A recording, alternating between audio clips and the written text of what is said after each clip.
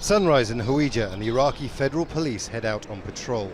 Their mission? To secure the farmlands round here, searching for remaining ISIL fighters who control this area for 3 years from 2014 and look for explosives and weapons.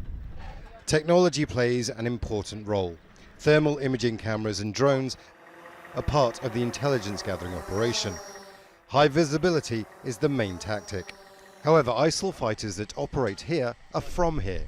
They have deep family and tribal connections and, despite the heavy police presence, use roadside bombs and snipers to attack patrols.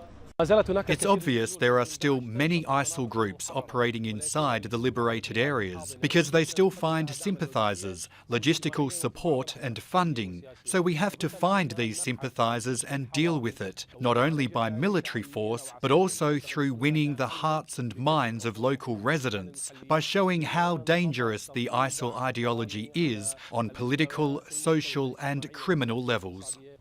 Police search farmhouses and nearby buildings based on information provided by Iraqi and coalition sources or from local people. They also mount random raids.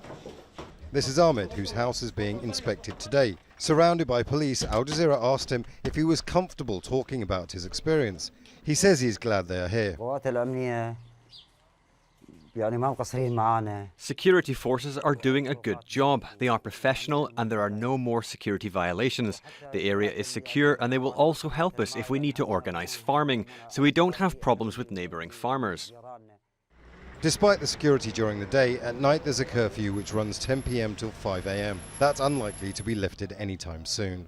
One of the reasons these patrols are so big, and we've counted about 20 vehicles so far, is quite simply this is a show of force. It's a show of force to locals that there is actually security within this area, but it's also a show of force to ISIL fighters, the remnants of ISIL fighters that may well be in this area, that they are on the ground and that they are looking for them actively. The Federal Police, along with the Iraqi army and the militia forces known as the PMF, were part of the frontline troops in the fight against ISIL. They won't release figures of how many police were killed or injured in fighting and ongoing operations, but medical sources suggest it's in the thousands. This couple lost a son, and the grieving continues to this day.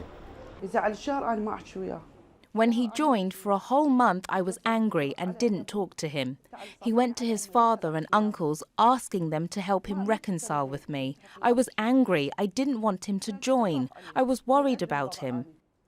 We went through many wars. We lost many young men.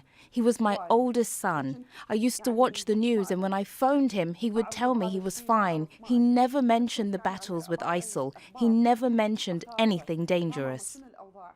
Ahmed Saad was 25. He died fighting ISIL for the control of Beji oil refinery.